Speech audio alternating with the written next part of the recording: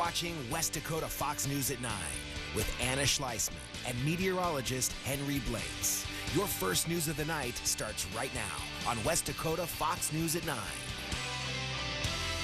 Well, the end of the legislative session is here, and no one is happier than our political reporter, Andrew Horn, who has spent nearly all 76 days of the session at the Capitol. He joins us live with the vibe around the building as the interim officially begins. Andrew, how are you feeling? Yeah, and I had scripted right here in my phone. All right, I had it scripted relief. That's the feeling up here. Well, guess what? There's been a little delay in the bill, so we're going to have to wait just a little bit longer for that end of session. But you know what? Even with that last bill, it's here, it's done, and now we wait to see how the lawmakers' actions are going to affect the state the next 2 years. Now, I spoke with Senate Majority Leader Rich Wardner earlier today, and he says he's happy with how this session turned out. Among the accomplishments, funding for the Teddy Roosevelt Library, state employee pay raises, and increasing the K-12 per student payment. And as they're required to do so, they kept the budget balanced. We were, I would say, cautiously optimistic. We want to make sure that we take care of some of our priorities that we weren't able to take care of a session ago. Again, there's a little bit of a delay right now in the process. The bill is on its way to the Senate. I mean, we are just minutes away. I spoke with Legislative Counsel John Bjornson. It should be hitting into the Senate chamber very, very soon. We should be wrapping up tonight. But for now, live at the Capitol, I'm Andrew Horn reporting for your news leader. Thanks so much, Andrew.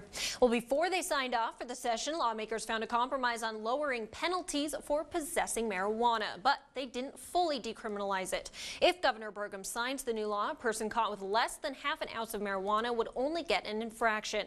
This means a court appearance, but no jail time.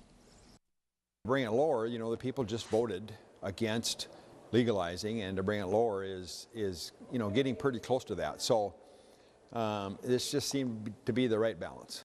The bill now goes to Governor Burgum's desk. And legislators tacked a phrase onto the state auditor's budget bill, which some interpret as stripping his power. State Auditor Josh Gallion says the amendment means he'd have to check with an interim legislative committee before he can do performance audits, such as the one he conducted of the governor's office travel patterns, which could be problematic. Representative Corey Mock says the move was financial, not political. The intention is to make sure that there is that communication and coordination between the legislature and the auditor, knowing that he's going to need the financial resources to perform that audit. Mock says performance audits are supposed to be narrowly focused. Gallion says he doesn't feel it's in the taxpayers' interest. Well, today, Governor Burgum signed the $50 million endowment for the proposed Theodore Roosevelt Presidential Library, which he says will be held by the State Department of Trust lands and used for operations and maintenance, but only after $100 million in pledges is secured. Burgum calls it historic and transformational. The board of the Theodore Roosevelt Presidential Library Foundation thanked the Assembly for showing such tremendous vision in endorsing the governor's plan. Well, the battle to find a compromise between hunters and landowners for land access is over. A final 90-minute debate today led House members to question whether this makes land access better or worse, and ultimately voted to kill the bill. It would have made all land private unless you were hunting, and even then, landowners could tell hunters to leave. The floor arguments range from hunting rights to unintended consequences to DAPL. Supporters say people must ask permission, while opponents say there were too many negative loopholes. Another bill includes a study of the benefits of electronic posting of land. Well, it's not going to be good weather to be outdoors this weekend, Henry. Yeah, unfortunately not. The weekends when we want the weather to be nice, but instead we've got rain and snow showers in the forecast. And on top of that, let's take a look back over the past 24 hours as far as those max wind gusts. Long Lake, 56 miles per hour. Lots of us over 50 for Williston, Bismarck, Crosby, Tioga, and Moffett, as well as Minot, just under 50 mile per hour gusts for Jamestown, Sterling, Center, and Dickinson. Speaking of Dickinson, currently you're at 44 degrees, 47 for Jamestown, Williston, Minot, Garrison, and Bismarck in the lower 50s and only 41 in Hettinger. Our wind remains light out of the south and east, 5 to 10, but across the west we still have a bit of a breeze, especially in Baker, Montana. On top of that, winter isn't done yet, folks. Winter weather advisory is going to affect for our viewers in Corson and Campbell counties in South Dakota for your Saturday. I'll have more details on your forecast coming later in the news. Well, it takes focus and determination to earn a college degree. So imagine the frustration when your program is suddenly eliminated. Well, that's what happened at United Tribes Technical College, where it dropped its associate degree practical nursing program. But the North Dakota Board of Nursing granted all approval for the program for the next 5 years in October. So what happened in the meantime? Jordan Verdadero shed some light on the situation. United Tribes Technical College is abruptly closing its nursing program after 40 years on campus. Marissa Thomas is a freshman at UTTC. She says she was taking prerequisites for the nursing program. Exactly, email. I didn't get any notifications about the nursing program shutting down and whatnot. Thomas says she had to change her major to general education on registration day. Kind of messed up. They shut it down last minute. I heard it was like an argument that they had between like the staff and stuff. Leander McDonald, president of UTTC, says there were personnel issues within the staff. We had some staffing challenges, and as a result of that, then not being able to retain staff, we couldn't maintain the program. The North Dakota Board of Nursing says the administrator of the nursing program and 3 employees resigned effective December 2018, which is when the school usually does admissions. The North Dakota Board of Nursing held a special meeting on December 27th stating because of the recent resignations, the college lacked or did not have qualified administration, qualified faculty, the faculty failed their responsibilities, and did not meet several of the standards for nursing education programs.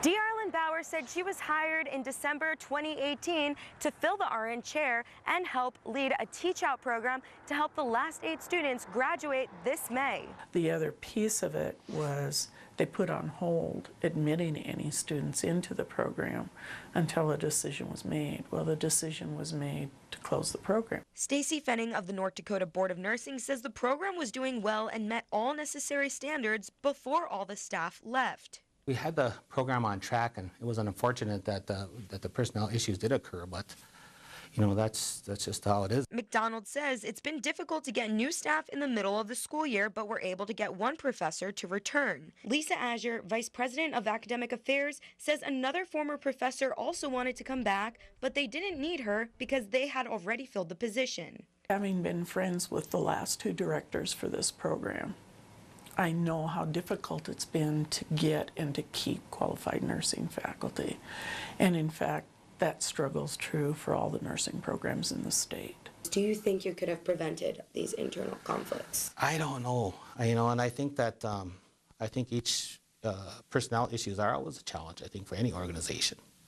So I think our goal is to try to minimize that as much as possible. Thomas says UTTC shutting down the nursing program ruined many of the students' lives who were in the process of studying just because of conflicts within the staff. Well, Bauer says the nearly 30 students in the pre-nursing program will have to finish their degree elsewhere. She says the statewide nursing shortage has really affected education. A North Dakota man was arrested for trafficking a teen from another state. 33-year-old Dustin Galeo is accused of transporting a 16-year-old from Minnesota to North Dakota in January and persuading them to engage in sexual activity back in August and again in January. Documents say federal agents took his cell phone and laptop into evidence. Galeo is charged with transportation and coercion and enticement of a minor. And a South Dakota man was charged in connection with the DAPL protests in 2017, but just now had his initial hearing. 23-year-old Lawrence Malcolm is accused of throwing ice chunks at law enforcement and saying he was willing to kill them and die for the cause. Documents say he was one of the main agitators and that he dodged arrest several times on the Backwater Bridge, on which protesters were trespassing. The Morton County State's Attorney's Office has not commented as to why it took 2 years to hear his case. Well, President Trump is tasking the federal government with speeding up pipeline construction projects. Our Washington Bureau's Jillian Angeline reports how this may increase access to cheaper and more reliable oil and gas resources.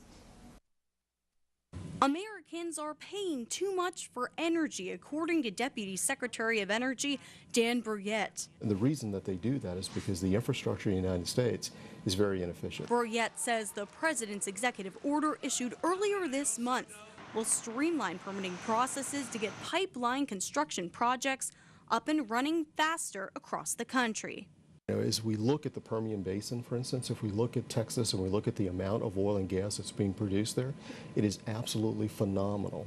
But we face infrastructure constraints today in Texas. We can't get it to places like Corpus Christi, to Houston, to other ports. Brouillette says having more oil and natural gas availability will ultimately create more jobs for Americans and provide a cheaper utility bill for some families. Brouillette says the president's executive order promotes clean energy, but critics think the president's plan does more harm than good. Matthew Gravatt of the environmental advocacy group, the Sierra Club, says your waterways may be at risk. Those implications would, impact everything from the stream in your backyard to a river to your drinking water system. He says the president is giving a handout to the oil and gas companies, and that would impact the Clean Water Act. Trump has consistently demonstrated that he's willing to put the interest of those companies, those polluters, first. The president's order will also give him power to approve energy projects at the U.S. borders. In Washington, I'm Jillian Angeline. Well, we told you earlier this month, Fisher Industries and Dickinson submitted an ambitious proposal to build the U.S.-Mexico border wall, and it's caught national attention. It was brought up during a phone interview with the president on Hannity last night. This contractor that said he can build the whole wall for a lot cheaper than anybody else and get it done by 2020. Are you aware of that? Yes, we're dealing with him, actually. It's Fisher. Comes from North Dakota. Recommended strongly by a great new senator, as you know, Kevin Cramer. Fisher's $3.3 billion proposal included 218 miles of a steel fence, plus technology and roadways for Border Patrol. The president hopes to have over 400 miles of the wall done by next year. Well, this as hundreds of migrants, mostly Cuban, fled from a shelter in Mexico yesterday, causing a stampede. The shelter's capacity is reportedly less than 1,000, but about 1,300 ran and 700 returned. The shelter staff didn't prevent the escape and no injuries were reported. Well, after months of discussion, Mandan's South Side Street project is ready to begin, finally fixing roads after more than 20 years. John Salling reports. Holes and cracks run through the streets of the south side of Mandan. Many residents agree that the roads need work. The trouble is paying for it. Two commissioners said we want to take a look after the bids come back and see if this is something we can afford. Well, it's not the five of you that can afford. It's the individuals that live in this district. Some additions were made to the original project. Addition 1 saves $600,000 by using a concrete base for the new roads. The second one calls for smaller storm drains that will service the community and save money. Residents have voiced their concerns at every meeting. A lot of the residents that live in this area are senior citizens, and they're on fixed incomes.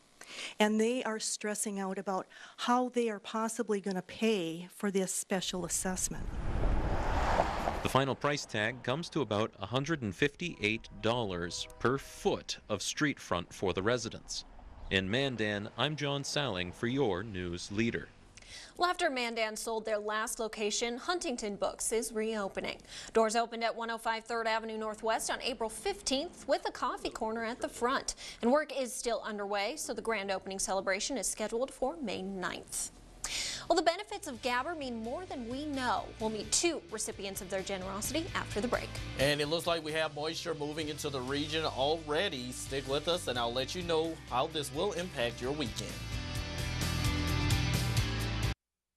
The Department of Health and Human Services awarded $595,000 in grants to two mental health programs in North Dakota. The Federation of Families for Children's Mental Health in Bismarck will get $95,000 to fund the statewide Family Network program. The Turtle Mountain Tribe in Belcourt will get just under $500,000 for their outreach suicide prevention program.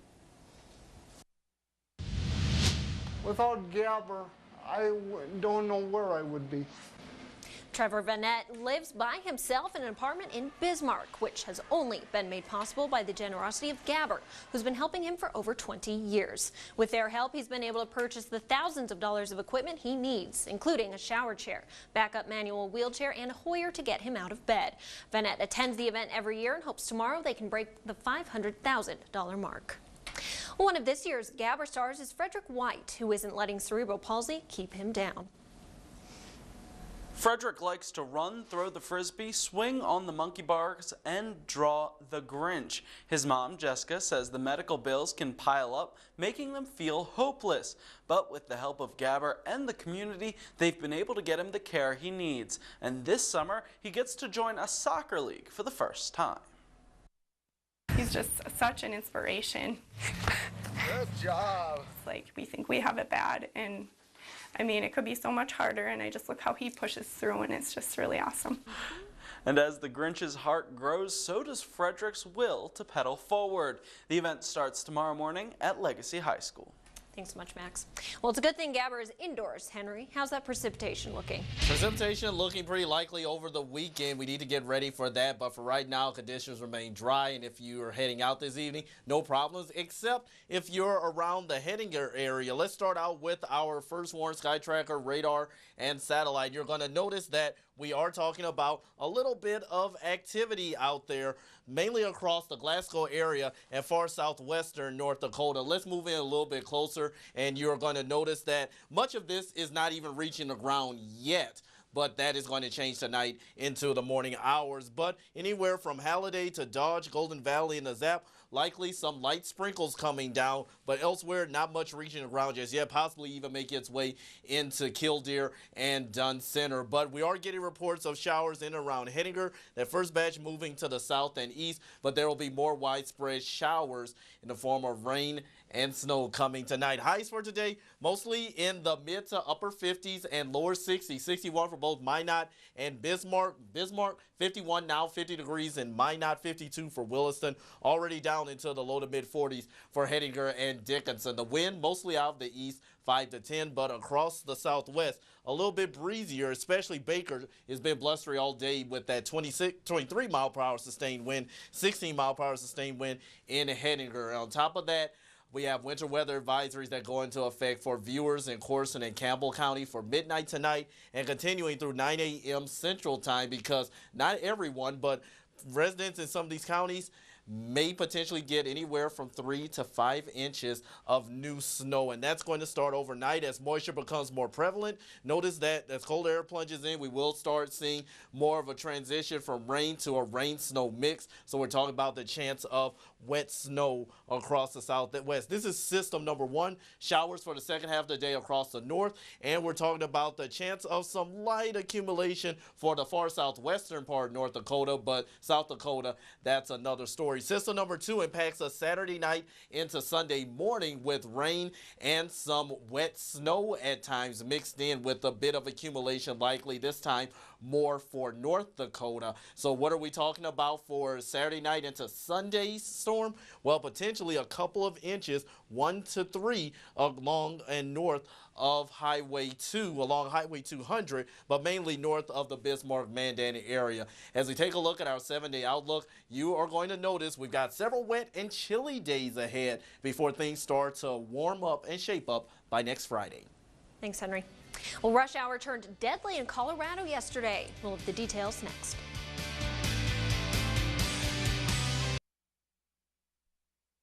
At that moment, I was just bewildered. I looked behind me to see if there was more stuff, and then I look in front of me and just see the big plumes of black smoke and then fire coming from under the overpass.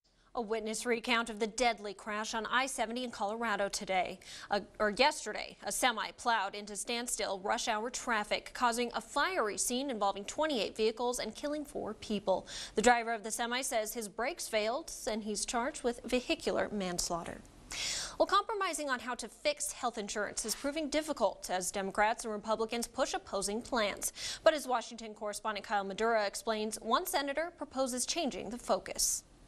Up to half of everything we spend on health care in the United States is unnecessary. Senator Lamar Alexander says wasteful spending is bleeding $1.8 trillion out of American pocketbooks. He argues focusing purely on the cost of care and avoiding another debate over insurance and who pays what will allow lawmakers to get to the heart of the problem. You're never going to have cheaper health insurance until you reduce health care costs. Alexander's opinion matters. He's in charge of driving the Senate's healthcare agenda. On his roadmap, lowering the cost of prescription drugs and clearer pricing. He's also intrigued by the idea that doctors should be paid to, say, fix a broken arm rather than billing for every test, aspirin, or x-ray. There are some things that Congress can do right now, doing some things kind of in incremental steps. Colin Seeberger with the left-leaning Center for American Progress says he likes what he hears from Alexander, but says big change is unlikely without addressing insurance. The think tank is shopping a plan to expand Medicare, making more eligible and allowing others to buy in. While that idea doesn't have bipartisan traction in Congress, Seeberger says polling shows the public is on board. The American people want to get to a universal health care system. Members of Congress are going to be accountable to their constituents. It's unclear whether Congress will take meaningful steps to address health care costs this year or next. But the issue will serve as the foundation for 2020 campaigns up and down the ballot and across the political spectrum. In Washington, I'm Kyle Madura. Well, there was a huge accomplishment in the medical field today. The first organ delivery by drone. 44-year-old Trina Glipsy, who waited 8 years for a match, watched live from the operating room as a drone brought her new kidney to the University of Maryland Medical Center. The team behind it says drones can be more reliable, and since time is of the essence in transporting organs, they hope it can become common practice. Well, you've heard of a watchdog and a jailbird. Well, this parrot is both. I'll explain when we come back.